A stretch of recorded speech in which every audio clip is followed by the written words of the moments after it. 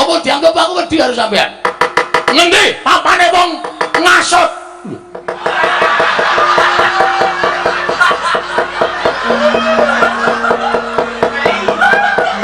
Jaidan. Gara Werkudara ampun guyu. Niki lelucon kula niku kudu nggo penonton, dudu nggo pemain. Sampeyan niku pemain. Pemain kok guyu ya ora apik. Opo kadhe? Tairone arep wani jebul ming. Kon ngasut.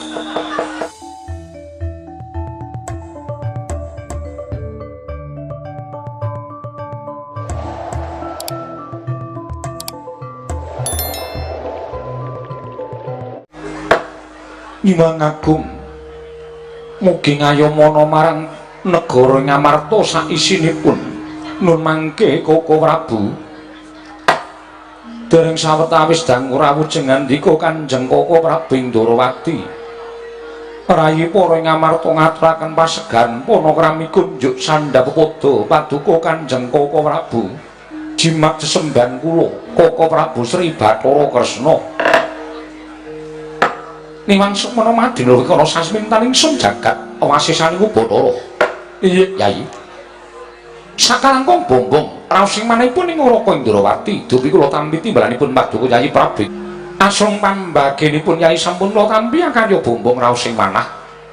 Namung kepareng kula ngaturaken kosok wangsulipun anampiya pudyastawanipun ing Raka Indrawata Yai Prabu Ngamarta. Kula pundi Cundaka Panglingga Murda amawahana kabagyaning gesang kula Koko Prabu. Mboten langkung kasekecakno anggen jengandika lenggah Koko Prabu Ndorowati. Nggih Yai. Sampun mboten kirang prayogi pisawanipun Rakanto Ndorowati dinten sakmangke menika wonten Praja Ngamarta Yai Prabu Darmakusuma.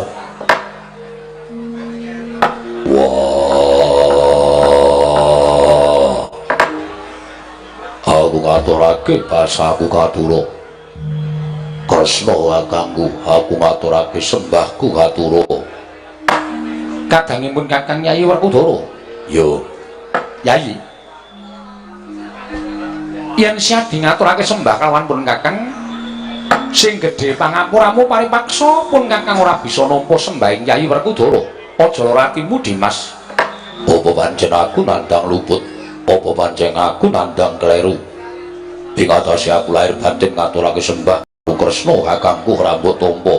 Werkudara, sak jagat iki wis padha priksa siadi kuwi bocah ingkang kau bongol.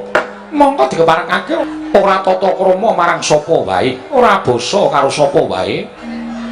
Lan kabeh wis padha priksa yen to mung siji ingkang sinembah kelawan Nyai Werkudara ya kuwi Sang Ruci Bathara. Lah kok kadingaren temen siadi ngaturake sembah kalawan pun Kakang, mongko sajeking urip siadi kuwi ora tau ngaturake sembah kalawan sapa wae.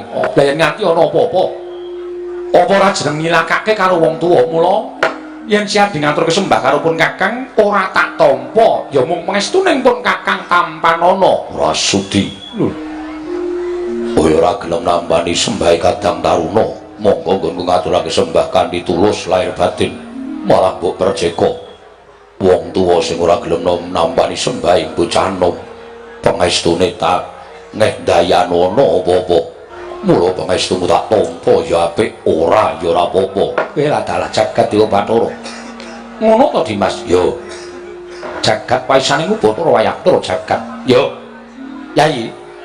Ora ketang rada tida-tida penggalihipun Kakang sembahing Werkudara ndak tampa. Pangestunipun Kakang tampanana. Wenehna kono kapan-kapan tak jupuhi.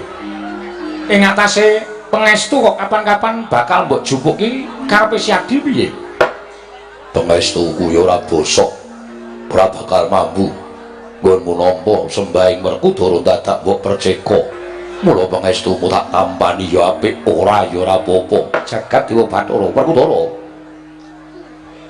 Peranganing Pandhawa 5 cacahe kuwi lamun pun Kakang sowan negara Ngamarta, yen ora gathuk kelawan Dimas Werkudara, penggalihipun Kakang rumangsaku kaya isih gutang. Pandhawa 5 iki maknabet ana penggalih Yai Kadang Ndorowati ya mung Dimas Harya Werkudara. Mula Yai, Yen ora gojek lawan Dimas Werkudara rasaku kok kaya kurang ganep. Sembaing Dimas Werkudara tak tampa pangestunipun Kakang Tampanana tak gegem dadekake jimat Koko Prabu. Nadyan kula ngaturaken sembah pangabekti kula kunjuk Koko Prabu Ndrawati. Arjuna ndak tampa ora liwat pangestunipun Kakang Tampanana Janaka. Kula pendhingga jimat paripin dayana ing kasantosan. Koko Prabu sembah kula ngatur, Koko Prabu sembah kula kunjuk. Iya kembar ndak tampa. Ora liwat pangestunipun Kakang Tampanana Nekula Sedewa. Nggih kula pun ndingga jimat paripin dayana ing kasantosan. Nggih kula pun ndingga jimat. Koko Prabu saestu damel kagiat raosing manahipun ingkang rayi ngamarta. Krana rawuh paduka ingkang sengkan-sengkan datan pepoyang. Paduka badhe kepareng rawuh. Saestu kula dyang raket Arata Manik obro ing linangsing Jong Banunji. Kinarya metuk paduka Kanjeng Koko Prabu saha nyawisaken Hermawar. Kinarya miji yampian paduka Kanjeng Koko Prabu Ndrawati. Koko Prabu, Yai, kula wonten timbalan. Nuwun sewu. Persasat tumplak punjen sinundul puyuh manahipun ing Raka Ndrawati. Sasamunipun kula midhanget sabda pangandika paduka ing mekaten menika kala wau namung kewala tata upacara ing kaprajaning mekaten menika kala wau boten satrepipun menawi kapisungssungaken dhateng Raka Indrawaka. Pangraosipun ing Raka Ndrawati pendak-pendak kula sowan dhateng negari Ngamarta. Tanpa beda kula menika wangsul dhateng negari Ndrawati. Mila mangsa kala menawi wonten wekdal ingkang mirunggan para kadang-kadang kula para Pandhawa nedya tetinjo dhateng Projeng Ndrawati. Ndrawati karangku kados dene Ngamarta jer kekalih menika sampun sinebat loro ning atunggal. Matur sembah nuwun tanpa pepindhan. Dene mekaten miyos sing pangandika paduka Kanjeng Koko Prabu wonten ingkang saklajengipun kepareng hamba barana dhateng ingkang rayi menggah menapa ta wigatosipun. Dene paduka kepareng rawuh wonten ing Praja Ngamarta. Yai, kula wonten timbalan ing adawuh. Menapa Yai Prabu ingkang supe, menapa kula ingkang sampun laduk yuswa saengga boten ngemuti dhateng lampah ingkang sampun kepengker. Liripun kados pundi dene paduka paring dawuh ing mekaten. Tigang dinten kepengker. Tigang dinten kepengker kula menika nampi nawala. Wondene sareng kula suraos tulising nawala menika kala wau. Nggih. Ingkang Raka Ndrawati rikanggan sak mangke tinimbalan sowan wonten resa paduka Yai Prabu Darmakusuma. Menapa Yai supe, malah samangke gandeng Raka sampun kepareng sowan dhateng negari Ngamarta. Wonten suka lilaning penggalih ambabarana dhateng Raka Ndrawati. Menggah menapa ta wigatosipun dene paduka Yai Prabu Ambayumi dhateng sowanipun ing Raka Ndrawati. Ingkang Raka nedya nganglungaken jangga nilingaken karna mastuti sabda utama paduka Yai Prabu Darmakusuma. Sewu-sewu kalpatanipun ingkang rayi tadah wadana Koko Prabu. Nganti kula supe dhateng lampahan ingkang sampun kelampah krana bot repoting kewajiban anggenipun ingkang rayi Pranata mring sagung para kawula negari Ngamarta. Dene kula wantun hambayongi dhateng paduka Kanjeng Koko Prabu. Mugi wonten suka lilaning penggalih anglubirna sih samudra pangaksami dhateng ingkang rayi Ngamarta Koko Prabu. Yai, mboten dados menapa? Malah samangke kaselak lan kumacelu manahipun ing Raka Ndrawati. Tumunten kula ngawuningani wonten napa dene paduka Yai Prabu Ambayumi dhateng sowanipun ing Raka Ndrawati. Kok parang kula cumadung dawuh Yai. Koko Prabu wonten dawuh. Marmanipun dinten sakmangke kula ngawontenaken pasewakan pepanggihan ran para kadang. Estunipun namung badhe kula kanthi ngrembak babakan lelampahan ingkang sampun kula lampahi. Jereng namung paduka minangka dados surya pepajaring manahipun ingkang rayi Ngamarta. Inggih, Yai, mugi kepareng-paring dawuh. Wonten ing wanci anggara kasih ingkang sampun kepengker. Ingkang rayi Ngamarta nyumpena wonten ingkang kababar madyaning pasumpenan mboten kanthi kanyana-nyana. Kiai Semar Badranaya rawuh wonten ing negari Ngamarta piyambak boten mangertos krana boten paring pangandikan menapa-menapa. Namung elokipun dumadakan sasampunipun kula nyumurupi dhateng kawontenan ingkang mekaten menika kala wau tumunten kula guragapan saking nindra Koko Prabu menika dayanipun menapa lan menika werdinipun menapa mugi kepareng ambabarana dhateng Rayi Ngamarta Koko Prabu Ndarawati wela jagat dewa Bathara jagat pangestumpara nuwun sewu Yayi menawi ingkang Raka Ndarawati supados ambabaraken werdining pasumpenan ingkang sampun lampah mboten ateges kula menika badhe andhuwa dhateng kepareng paduka namung menawi paduka nyuwun priksa babagan werdining pasumpenan kala wau sepinten karapatanipun ing Raka Ndarawati menawi ingkang Raka cubluk ing nalar cingkranging budi menapa to ingkang ginebeng salebeting pasumpenan menika kala wau Kresna kakangku Werkudara piye Pandhawa wingi barate kaya dene kereta lan jaran sing dadi kusire Kresna kakangku monggo Kresna kakangku wis dadi sarta wis sagu dadi suwing para kadang Pandhawa yen ana ruweting para Pandhawa Kresna sing bakal ngudari ruwet mulya ana petenging para Pandhawa Kresna sing bakal madhangake ning ora kaya sagedhagan iki ming perkara impen wae lah kok dadi kowe ora bisa merdekake pasumpenane barep kakangku sing jeneng ujangganing Pandhawa upama pun ngakang ki wujuding brahmana pun ngakang kuwi mujudake swijining ujangganing para Pandhawa nanging gandeng pun ngakang ki wujudake swijining nalindra pun ngakang ora duwe kewajiban supaya nglejah pasumpenan ingkang sinandhangan dening Kyai Prabu Darmakusuma apa kurang ana penemu apa kurang pinter upama kepengin nglejah marang pasumpenan ingkang sinandhangan dening Kyai Prabu Darmakusuma apa ora luwih becik yen to munggah ana ing pertapan Saptawarga nyuwun supaya Kanjeng Hyang Wiyasa hambabarake apa to werdining pasumpenan pun ngakang ki minangka dadi pamomonging para Pandhawa dene kewajibaning pun kakang mung ngawat-awati marang tingkah lakuning para Pandhawa ngawat-awati lawan tindake Kyai Prabu Darmakusuma sakadan dadi pun kakang ora duwe kewajiban glejah lawan impen ingkang sinandhangan dening Kyai Prabu Darmakusuma yen mung babagan impen tak kira babagan sing sepele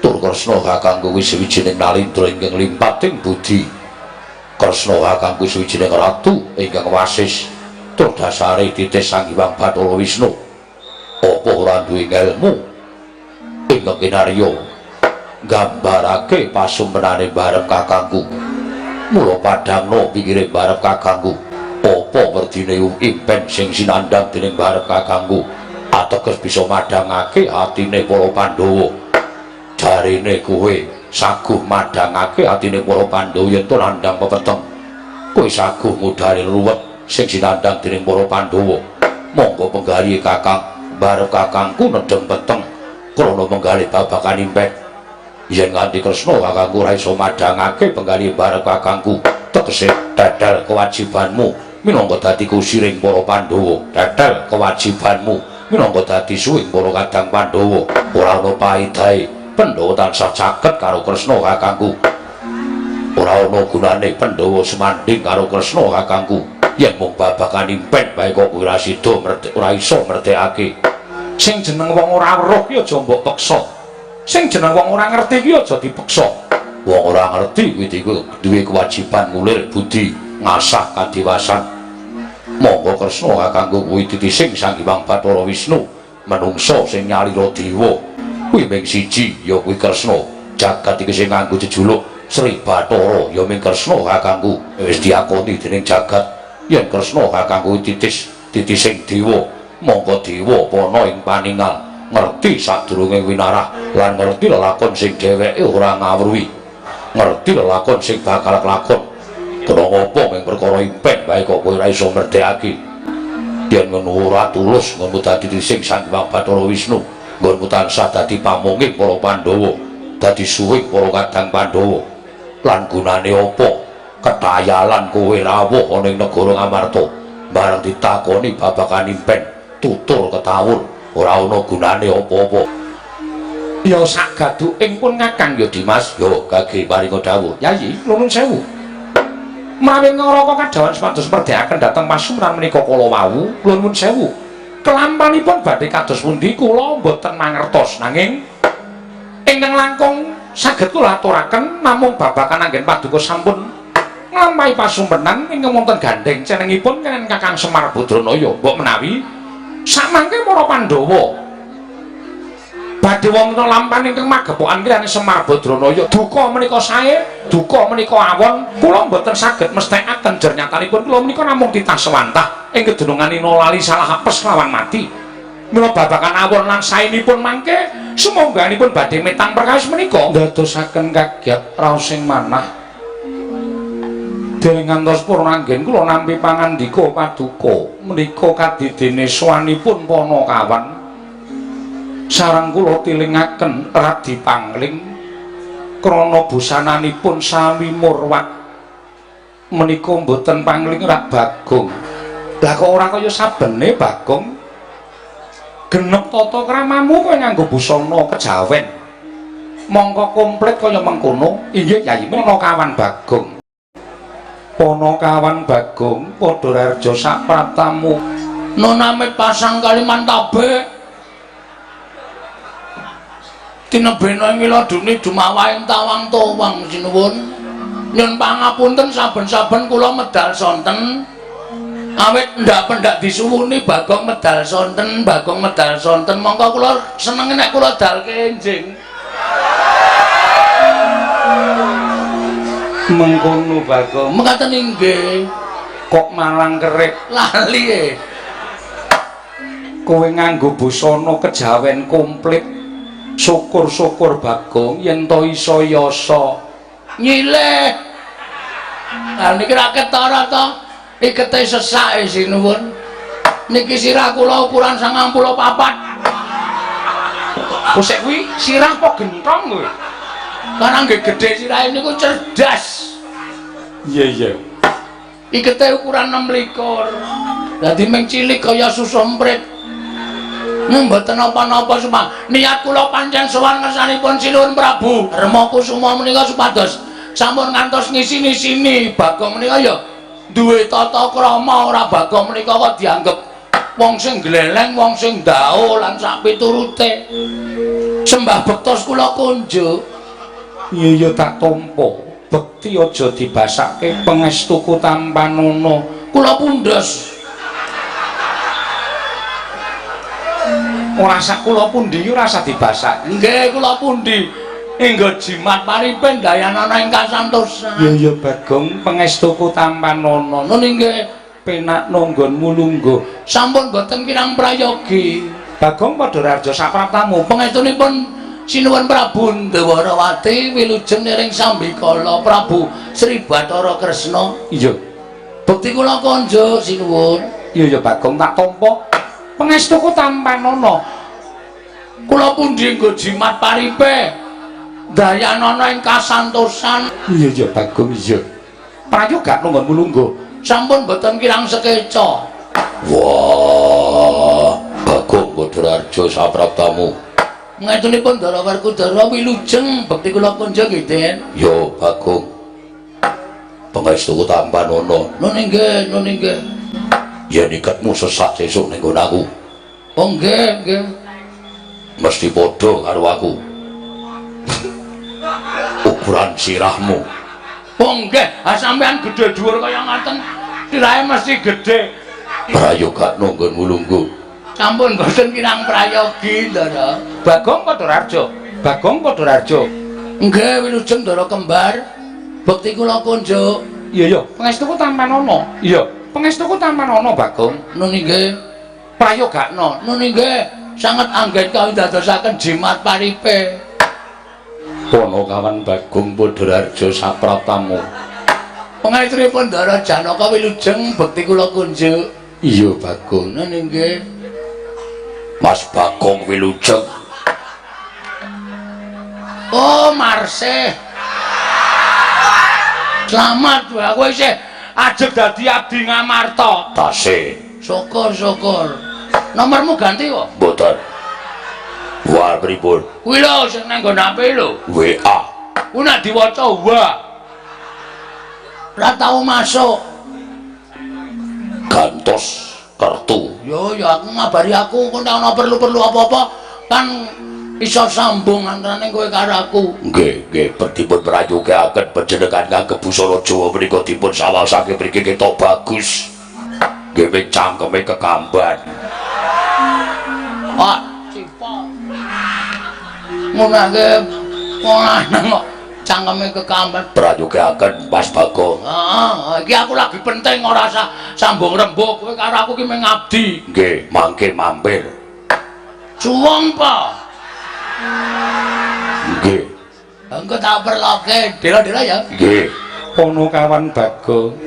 Ana wigati apa panakawan dene sira sowan mongko tanpa tinimbalan. Sepisan kula ngaturaken sembah pangabekti kunjuk ndungkap angka kalih sowan kula menika boten saking pikajengan kula piyambak nanging kula niku diutus kalih Bapak Semar. Saderengipun kula ngaturaken wigatos ing pasewakan Bapak Semar ngaturaken sembah pangabekti kantun Ndara Puntadewa. Iya tak tampa bapakmu ngaturke bekti. Matur sembah nuwun. Angka kalih kula ngaturaken bektinipun simbok katur Ndara Puntadewa. Iya Bagong tak tampa. Tiba padha-padha. Petra nggih ngaturke sembah sungkem. Iya Bagong tak tampa. Nun nggih semanten ugi kula nggih ngaturaken sembahipun Kakang Mas Gareng. Iya tak tampa. Nun nggih kalih bojone Gareng nggih ngaturke sembah. Iya tak tampa Bagong. Nggih kalian bojone Petra nggih ngaturke sembah sungkem. Iya Bagong. Kalih bojo kula nggih ngaturke sembah sungkem kalih RT nggen kula. Niku nggih ngaturke sembah sungkem klebet Pak Duko.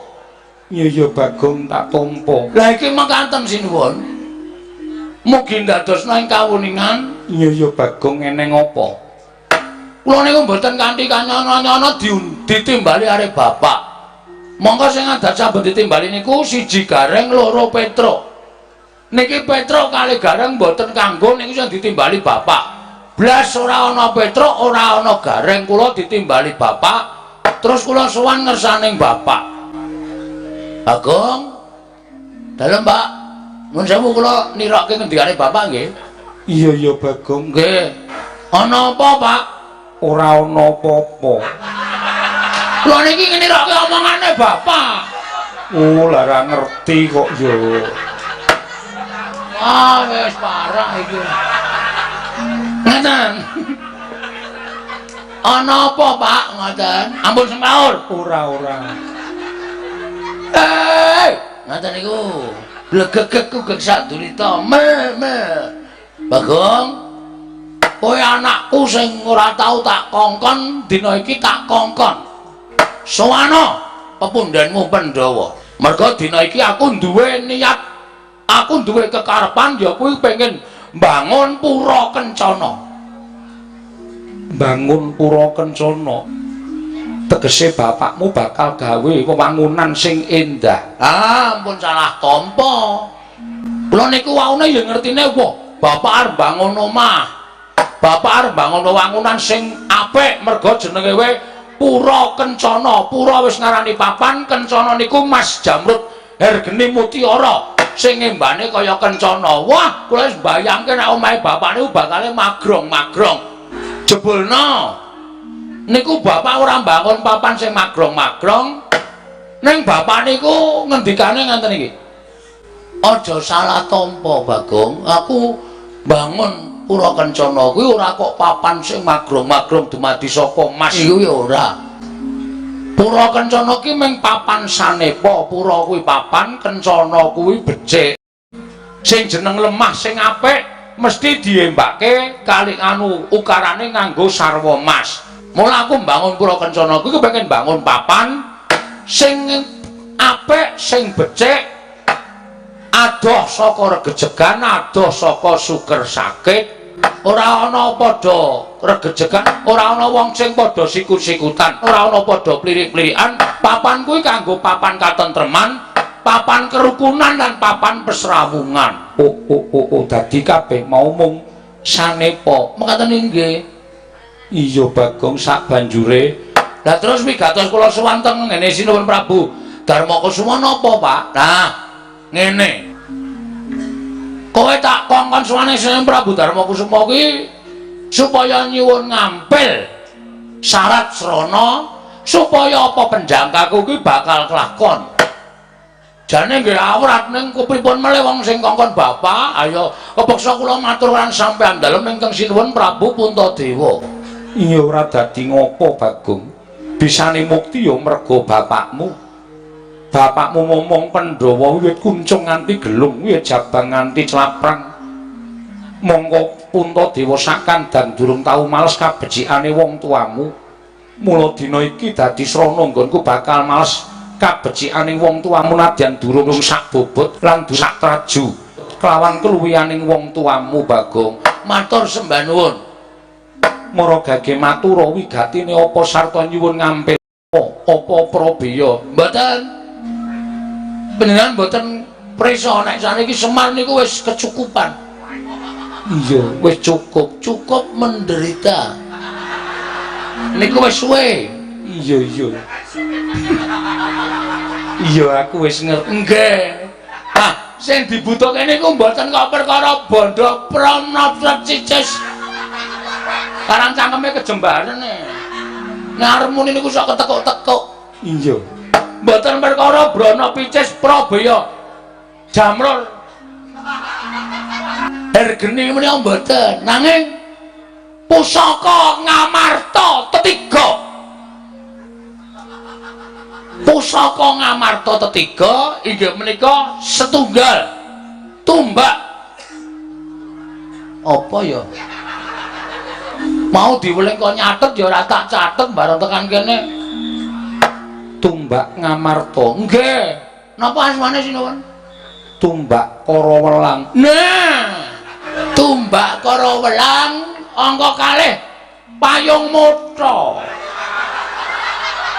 Payung Tunggul Naga. Payung Tunggul Naga angka 3 inggih menika Pustaka Jamil. Pustaka Jamus Kelima Sada. Saking bungah kula kaya karang wong lalen niku Pustaka Jamus Kelima Sada. Tetiga menika badhe kula suwun kula boyong wonten ing anu Karang Kadempel dados syarat srana bapak ngenipun bangun Pura Kencana. Piye Dimas gandeng pusaka kuwi darbe ing Pandhawa 5. Pun Kakang ora bisa nengahi mung Siadi. Apa dene kadangku 5 cacahe ingkang ndak suwun penemuning Siadi. Wenehno Semar kuwi gedhe labuhe tumraping Pandhawa. Lelabuhane Semar yen diteraju karo bobote pusaka 3 mau durung ana apa-apane. Tinimbangane ora mbok wenehke nek Bagong nganti bali ning Karang Kadempel, mengko Semar duka karo Pandhawa. Kudu iso mbok gagas barep kakangku yen nganti Pandhawa kelangan Semar. Betul. Leres niku.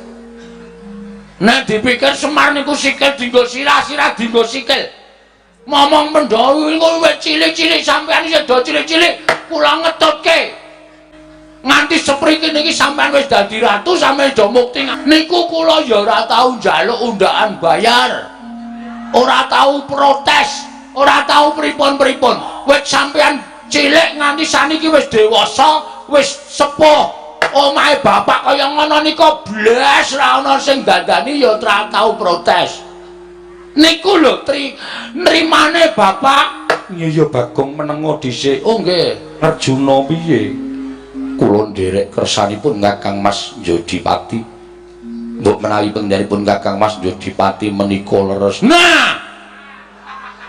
Niku ya cocok. Nek kula Sedewa, kula ndereke mawon Pak Prabu, kula ndereke mawon. Leres kendhanipun Kakang Mas Werkudara.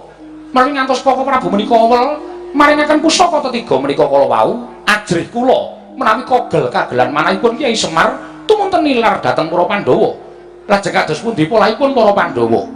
Bagong, wektu dina iki apa ingin dadi aturing kadang-kadangku kabeh pusarujuk. Mula yen to kowe mbutuhake pusaka Ngamarta 3 tumbak Karawelang Payung Tunggul Naga pustaka Jamus Miang Jimat Kelima Sada mara boyongan marang Karang Kadempel jeneng ingsun ora bakal awol sarta ora bakal anggrundel Panakawan Bagong. Yayi, kula wonten dawuh. Kula nuwun sewu. Sampun ngantos kesesa dhateng menapa sampun dipun ngendikaken dening para kadang-kadang kula sedayanipun, namung perkawis menika sampun ngantos dipun petang gampil. Yayi, nuwun sewu lho. Sepisan Semar menika namung derajatipun Panakawan. Semar menika namung nuwun sewu. Kasaranipun namung batur. Ingkang sepisan radyaneh petangan kula. Lah kok ing atase Semar menika namung Panakawan kok duwe niat bakal mbangun Pura Kencana. Menika engko sepisan. Kula mboten badhe ngembe. Kula mboten badhe ngias, duwin kula mboten badhe ngilani dhateng kawontenanipun Kyai Semar. Namung sedaya iki badhe katindakan menika kapetanga kanthi nalar ingkang ganep. Inggih to menawi Semar menika lair batos nyuwun ngambil pusaka ketiga. Nanging nuwun sewu. Pemanggihipun tiyang gesang wonten ing alam Padang menika wah gingsir. Inggih menawi Semar menika kala wau nuwun sewu wonten manah salebetipun penggalipun Kyai Semar yen to wis jeleh dadi wujuding Panakawan tumunten badhe kepengin mindhak pangkatipun, tumunten badhe kepengin mindhak derajatipun sarana nyuwun ngambil pusaka ketiga ing pengangkah supados sak mangke saged ngembari dhateng pangaosipun para Pandhawa. Prabéda kaya dene para Pandhawa mila pusaka menika menawi para Pandhawa maringaken kula nuwun sewu kula ingkang badhe anggondheli Rayi Prabu tasih nganggep ing raka menika pengayomanipun para Pandhawa. Kula ingkang nggondheli pusaka ketiga menika Yayi Prabu. Nuwun sewu. Sinuwun Prabu Kresna. Bagong piye? Barang sampeyan paring pangandikan kaya ngeten niku kok ati kula kaya ora penak.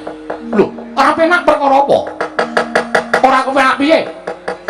Peranganing Pandhawa 5 cacahe wis paring pangestu, paring panilah kula mboyong pusaka 3. Tumbak kala welang payung tunggul naga, pustaka jamus nyang jimat lima sada.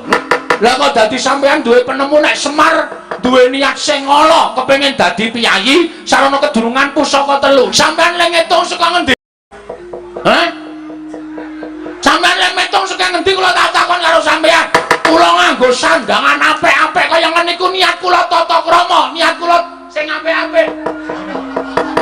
Ora kok kepengin nesu ning gandeng sampeyan wis marai emosi. Ya nuwun sewu, ganti kula. Ngene iki nek gentho ora gentho sisan. Sing jeneng sandangan Jawa niku tulus karo kabribadene. Wong nganggo sandangan Jawa niku atine ya budaya. Sandangan kula seleke, kula wis nganggo sandangan Bagong sak asline ngenten iki. Nek pancen arep beda atine Bagong, ayo, ora masalah. Aja. Ora sah malang kerik. Ora sah malang kerik. Lha pripun? Wulumu kelek rungkut banget. Pripun kula tak takon? Apa Semar iki ndine niat elek? Nek Semar niku gadah niat sing elek, niat sing ora prayoga. Biyen-biyen Semar niku duwe niat sing elek. Ning napa tau Semar duwe niat sing elek? Semar niku pengen bangun Pura Kencana. Pura tegese papan. Kencana niku dumadi saka mutiara. Niku wujudan sing apik, sing becik. Bangun papan sing apik, sing becik teng negara Ngamarta mriki supaya masyarakate ayem-ayem tentrem, rukun, enten apa-apa aja rukun.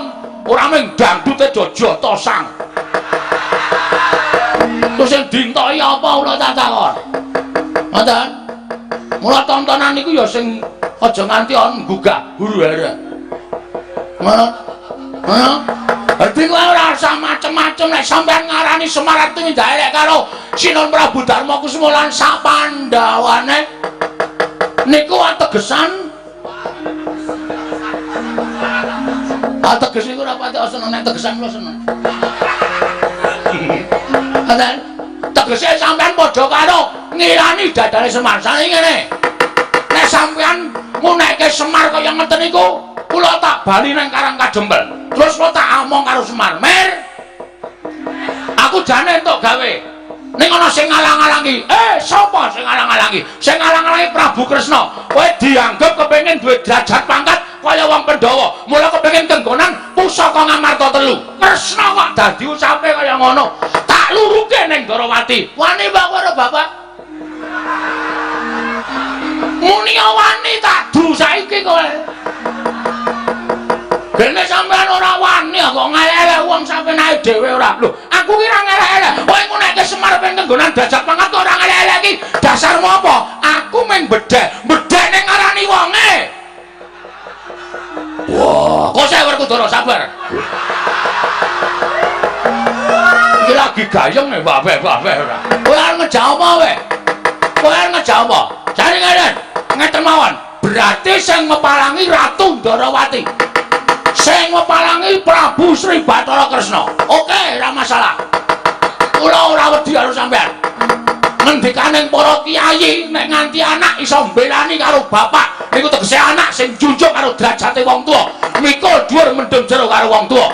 Iso nyuwargake wong tuwa kula. Bapak niku kula punjung ingkung gajah saben dina niku ora arep bakal iso males kabeciane wong tuwa. Sranane mek kula kudu iso mbelani karo bapak. Aku wis kentekan kata-kata iki. Kalimatku pun telas. Niki anane mung adu otot tak ladeni adu otot. Adu kekuatan tak ladeni adu kekuatan.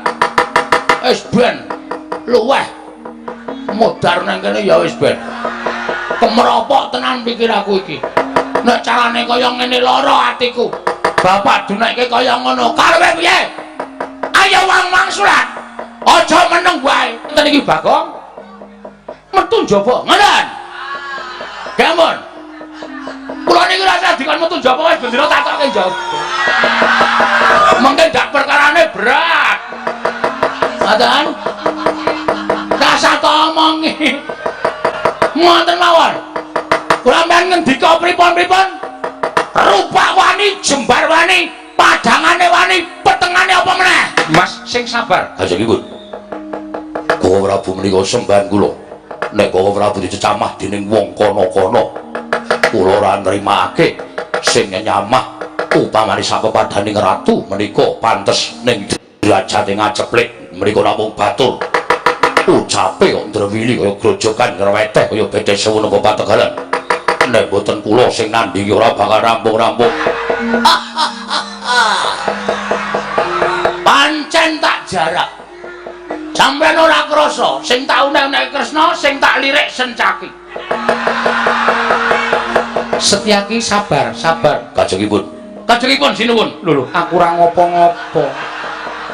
Kaya ana sing jawel le. Bagong sabar, Bagong sabar. Sapa ya? Aku ora. Ndara Janaka. Aku ya ora. Kowe sih. Mboten. Niati pripun? Kula wis ngerti kok sampeyan mesti mbelani Ratu Gusti sampeyan. Bagong kowe mau nantang muni piye? Waduh lali. Mau saiki. Nek mau kon baleni wis ora iso. Yen karo nantang Kula Prabu, mungsuhe dudu Kula Prabu. Lho, sapa? Mungsuhe Setyaki. Ayo dijajal Bagong karo Setyaki menang sawa. Kowe iso ngalahke Setyaki. Kena adu arep karo Kula Prabu, ning kowe ora iso ngalah Setyaki. Aja takut dosa, bali mung kari jeneng. Iki serius iya iki. Iki ora guyon lho. Iki tenan iya iki. Nek tantangane wis kaya ngono kuwi tantangan sing tenanan. Ora masalah. Apa dianggap aku wedi karo sampean? Ngendi papane wong ngasut?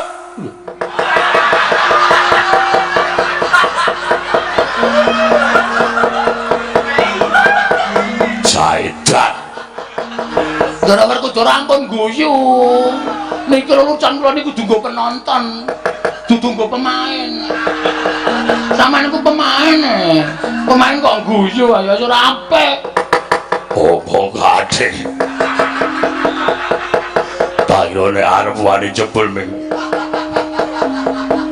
Kon ngasut. Oh, turawane aku. Metu njaba ah. Oke. Metu njaba kowe. Terima kasih diingatkan. Iya, wis rasa kuwatir Sencaki mesti tatoke njaba. Kowe rasa kuwatir. Ayo nang Ayo, tatutke ora bakal mesti karo kowe. Koko Prabu. Dumados sing daretah menika inggih krana paduka Kanjeng Koko Prabu. Mila saged mboten saged perkawis menika kedah paduka ingkang nganyirep dhateng kamurkanipun Panakawan Bagong. Nok nisaken dawuh Arjuna wonten dawuh. Ayo, nderek pun nganti iki dadi perkara ingkang gedhe. monggo Koko Prabu. Yayi Ragil. ana apa dene banjur mabukuh ana ngarsaning pun Kakang nika Prabu mugi andados ing kawuningan. Menapa Kakang Prabu mboten sumurup kaelokan ingkang dumados wonten negari Ngamarta? Ana apa Sedewa? Sajak wigati kaelokan sing endi? Dene kowe matur ngersaning barep kakangku. Iya, Kamas. Kula piyambak ugi gumun namung emanipun ingkang sumerep lah kok namung kula piyambak ketitik.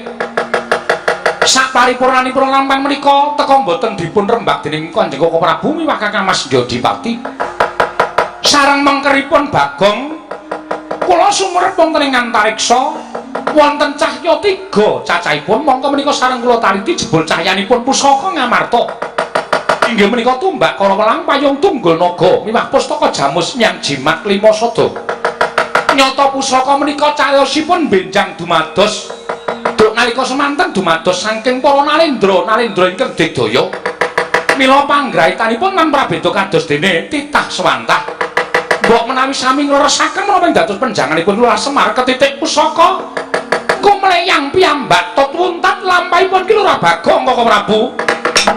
Nadyan pusaka katelune mau wujuding payung sartane tumbak apa dene Nawala ingkang drancang putih. Nanging bener ngendikaning Sedewa ingkang duk nalika pusaka mau pancen kedadian saka nalendra ingkang debya Surasekti. Mula ora aneh yen to panggraitane tan prabéda kaya titah swantah. Sedewa matur yen to pusaka telu mau banjur ngetutke marang lakuning Bagong. Wah, yen ngono pancen bener niate Semar. Banjur becike piye Dimas? Dina samengko bareng kakangku ora usah melu perkara Ngamarta.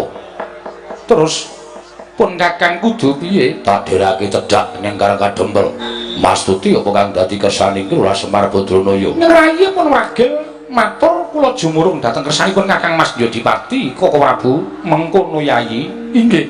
Ya to yen pancen kaya mengkono nekula Sedewa sira ingkang ndak dawuh supaya Maranata marang negara Ngamarta aja nganti geger awit pangamuking Bagong apa dene kadangku Dimas Haryo Setyaki.